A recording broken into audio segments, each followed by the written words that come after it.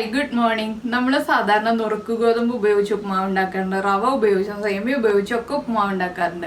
പക്ഷെ നമുക്കിന്ന് ഗോതമ്പ് പൊടി ഉപയോഗിച്ച് ഉപ്മാവ് ഉണ്ടാക്കിയാലോ? ഒരു വ്യത്യസ്തതയല്ലേ? നമ്മുടെ വീട്ടിലെല്ലാവരുടെയും വീട്ടിലുണ്ടാകുന്നതാണ് ഗോതമ്പ് പൊടി. അപ്പോൾ നമുക്ക് എങ്ങനെയാണ് ഗോതമ്പ് പൊടിയുടെ ഉപ്മാവ് തയ്യാറാക്കുന്നതെന്ന് നോക്കാം. നമുക്ക് നമ്മുടെ ഇൻഗ്രീഡിയൻസ് നോക്കാം. ഞാനിപ്പോൾ ഒരു 3/4 കപ്പ് ഗോതമ്പ് പൊടി എടുത്തിട്ടുണ്ട്. അതിലേക്ക് വേണ്ട അളവുകളാണ് കേട്ടോ പറയുന്നത്.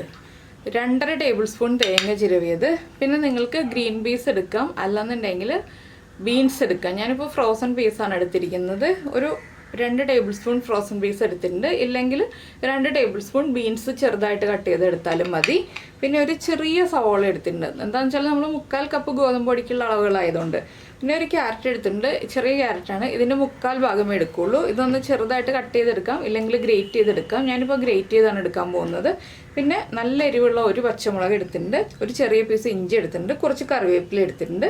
പിന്നെ നമുക്ക് വേണ്ടത് കടുക്, ഉഴുന്ന് അങ്ങനെയുള്ള കാര്യങ്ങളൊക്കെയാണ്. അപ്പോൾ ആദ്യം നമുക്ക് ഈ ഗോതമ്പ് പൊടി ഒന്ന് ഡ്രൈ റോസ്റ്റ് ചെയ്തെടുക്കണം. അതിനുശേഷം വേണം നമുക്ക് ബാക്കിയുള്ള കാര്യങ്ങളൊക്കെ ചെയ്യാൻ.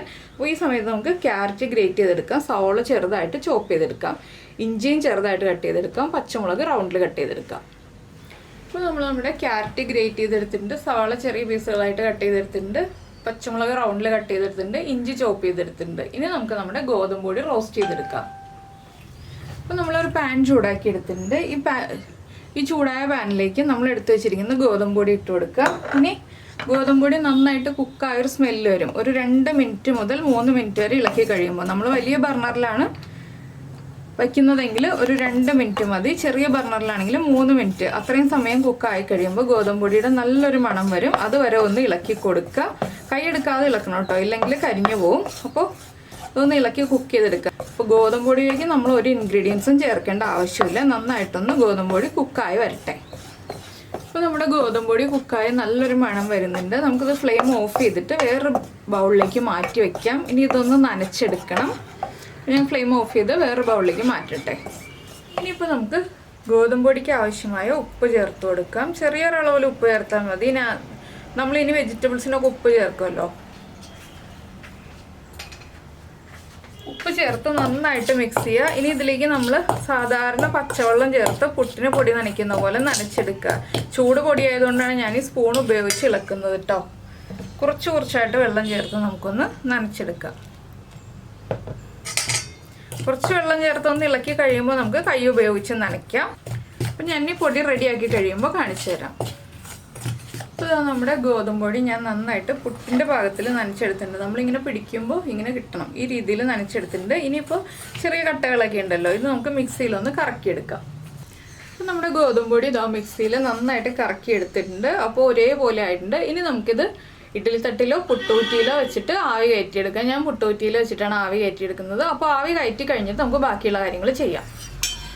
അപ്പോൾ നമ്മളൊരു പാൻ ചൂടാക്കിയിട്ടുണ്ട്. പാനിലേക്ക് വെളിച്ചെണ്ണയാണ് ഞാൻ ഒഴിച്ചിരിക്കുന്നത്. നെയ്യിലോ വെളിച്ചെണ്ണയിലോ ചെയ്യാം കേട്ടോ.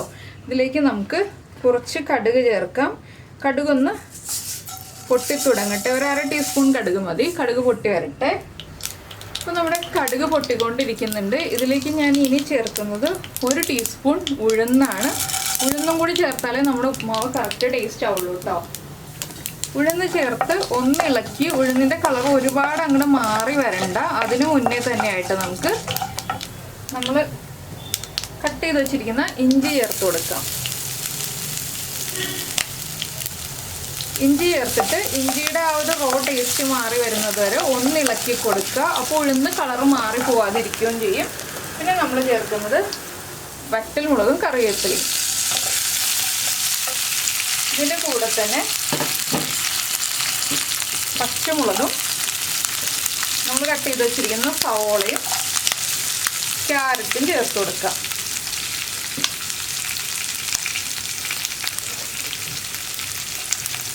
ഇത്രയും ചേർത്തിട്ട് ഇനി ഈ വെജിറ്റബിൾസിന് ആവശ്യമായ കുറച്ച് ഉപ്പും കൂടി നമുക്ക് ചേർക്കാം. ഇനി വെജിറ്റബിൾസ് ഒന്ന് നന്നായിട്ട് വഴന്ന് വരട്ടെ. അപ്പോൾ നമ്മുടെ വെജിറ്റബിൾസ് ഒന്ന് കുക്കായി തുടങ്ങിയിട്ടുണ്ട്. ഇതിലേക്ക് നമുക്കിനി നമ്മുടെ ഫ്രോസൺ പീസ് ചേർത്ത് കൊടുക്കാം. അതുപോലെ തന്നെ ഫ്രോസൺ പീസിന് കുക്കിംഗ് ടൈം ഒന്നും അധികമില്ല. അപ്പോൾ ഫ്രോസൺ പീസ് ചേർത്ത് ഒന്ന് ഇളക്കിയിട്ട് ഒരു 2 ടീസ്പൂൺ വെള്ളം ചേർക്കുക. 2 ടീസ്പൂൺ മതി. വെള്ളം ചേർത്ത് നന്നായിട്ട് ഇളക്കുക. അതിനുശേഷം നമുക്കിതിലേക്ക് ചേർക്കേണ്ടത് നമ്മുടെ തേങ്ങ ചിരവിയത്. നിങ്ങൾ തേങ്ങയും കൂടി ചേർത്ത് കഴിഞ്ഞിട്ട് ഉപ്പ് ചെക്ക് ചെയ്യുക കേട്ടോ. ഉപ്പ് കുറവാണെങ്കിൽ ഉപ്പ് ആഡ് ചെയ്ത് കൊടുക്കുക. ഇതെല്ലാം ലോ ഫ്ലെയിമിനും മീഡിയം ഫ്ലെയിമിനും ഇടയ്ക്ക് വെച്ച് വേണം നമ്മൾ ചെയ്യാനായിട്ട്. അപ്പോൾ ഞാൻ നമ്മുടെ പുട്ടായിട്ടാണ് ചെയ്തത്. അത് ആവി കയറ്റി എടുത്തിട്ട് ഒന്ന് പൊടിച്ച് വെച്ചിട്ടുണ്ട്. ഇനി നമുക്കിതിലേക്ക് നമ്മൾ ആവി കയറ്റിയ പുട്ട് ചേർത്തൊന്ന് ഇളക്കി കൊടുക്കാം. പൊടിച്ച് വയ്ക്കുകയാണെങ്കിൽ നമുക്ക് എളുപ്പത്തിൽ മിക്സ് ചെയ്തെടുക്കാം. അപ്പോൾ എങ്ങനെയുണ്ട് നമ്മുടെ ഉപ്പുമാവ്? വളരെ സിമ്പിളായിട്ട് ഈസി ആയിട്ട് ഉണ്ടാക്കി കഴിഞ്ഞു. ഇത്രയേ ഉള്ളൂ നമ്മുടെ ഗോതമ്പ് പൊടി ഉപ്പുമാവിൻ്റെ പരിപാടി. അപ്പോൾ നിങ്ങൾക്ക് എല്ലാവർക്കും ഈ ഒരു റെസിപ്പി ഇഷ്ടമായിട്ടുണ്ടാവുമെന്ന് വിചാരിക്കുന്നു. ഇഷ്ടമായിട്ടുണ്ടെങ്കിൽ എല്ലാവരും ഒന്ന് ട്രൈ ചെയ്ത് നോക്കുക. വളരെ ഈസി അല്ലേ?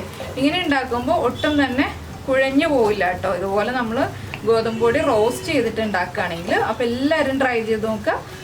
പിന്നെ നമ്മുടെ ചാനൽ ആദ്യമായിട്ടാണെങ്കിൽ ചാനലൊന്ന് സബ്സ്ക്രൈബ് ചെയ്ത് സപ്പോർട്ട് ചെയ്യണേ. പിന്നെ ഈ റെസിപ്പി ഇഷ്ടമായി എന്നുണ്ടെങ്കിൽ ഒന്ന് കമൻറ്റ് ചെയ്യാനും ലൈക്ക് ചെയ്യാനും കൂടെ മറന്നു പോകരുത്. നമുക്ക് നമ്മുടെ അടുത്ത റെസിപ്പിയുമായിട്ട് അടുത്ത ദിവസം വീണ്ടും കാണാം.